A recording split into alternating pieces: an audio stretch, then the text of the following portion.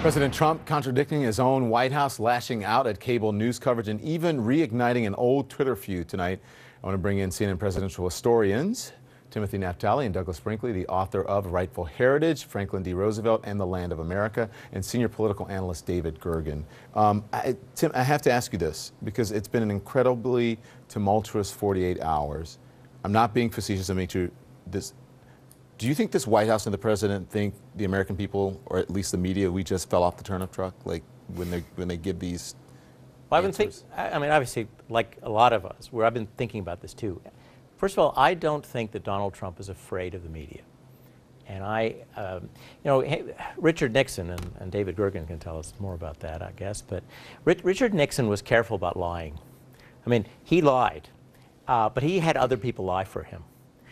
His worst lies in the White House were actually initially statements. He didn't even say them. By the end of the administration, he starts to lie to the American people directly. He says, "I'm not a crook." But that's even worse. When I say lying to the media, okay, fine. But he's lying to the American people. Yes, but he doesn't. And the White House. But when Mike Isikoff was mentioning the fact that the chronology has changed about how Comey was fired, why Comey was fired, I don't think the president cares that he's been contradicting himself. I don't think because normally a leader would worry that people say, "Sir, we can't believe you. Why can't you explain these inconsistencies?" I don't think Donald Trump cares. Now, I also wonder if Donald Trump is capable of holding, to one particular chronology if it's not getting the reaction he expects. I don't know if he cares. I think he cares. Do we have the quote from Politico, if you can get that up? And I'll ask, because he says, and this is according to Politico, Trump did the lengthy interview with Lester Holt from NBC, even though some of his staff believed it was a bad idea and gave his answers off the cuff. One person who spoke to him said he had been fixated on news coverage and believed his press team was failing him and that he needed to take the situation into his own hands. Was that a good idea for him to do, Douglas Brinkley? No, of course not. Donald Trump's obsessive about watching cable TV. All he does is quarterback it, T-Bow it, and it's caused him nothing but trouble, but he can't help himself. In many ways, he's like a character in Dostoevsky's Crime and Punishment. Only Donald Trump knows where the guilt is in all of this, but the hound dogs are after him, and in his mind, that's the media. So he tries to obfuscate, destroy, lie, whatever he can to get people off his scent, including firing the head of the FBI.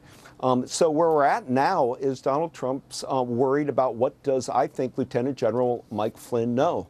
And will Flynn do an immunity agreement or plead guilty to a small misdemeanor? But will he talk?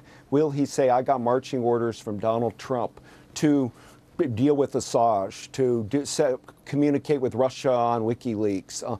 If there is something like that, that's the end of the Trump presidency. So you have to imagine living in Donald Trump's skin. Every day now he is in fear that the bottom may drop out on him. He behaves like a guilty man trying to get away with the crime, and the press for him is the enemy because they're the ones that are relentless. David Gergen, I want to ask you this, and whether you think that if you've ever seen a presidency that has had, or a president that's had such a credibility problem. And I'm going to preface it by reading something.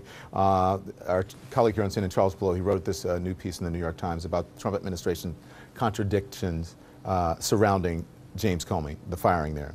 He says, this is in part, truth be told, the incessant lying by this president and the elaborate apparatus he has built in the White House to bend reality to meet those lies means that nothing they say is to be believed anyway. But this is of a different nature.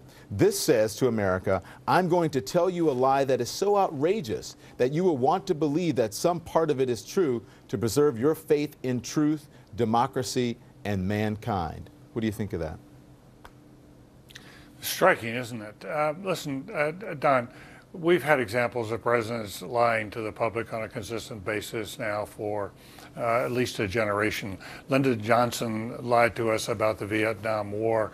It was said of Lyndon Johnson he didn't have a credibility gap. He had a Kenyan. And then along came Richard Nixon, and he lied to us about the Vietnam War as well, about Cambodia, for example, but also lied about Watergate. And it brought him down. The lying helped to bring Lyndon Johnson down. And now we face in Donald Trump someone who is I think, is a fabulist. And over the last 48 hours, we've witnessed one of the most remarkable episodes in American public life. And that is an administration that invented a cover story about why the president fired James Comey. They blamed it on the Justice Department. They brought us a recommendation. We went along with it. And it was just about the emails. That entire cover story has unraveled in 48 hours. And now we're left with an administration that is searching for new ways to explain things. I mean, what's different about this administration from Johnson and Nixon is this is a very incompetent group of liars in the White House today. But I do think it's equally dangerous to the public. And the question is, in the Johnson case and in the Nixon case, the public rose up and smote them, and they were chased out of office by their political friends as well as their enemies.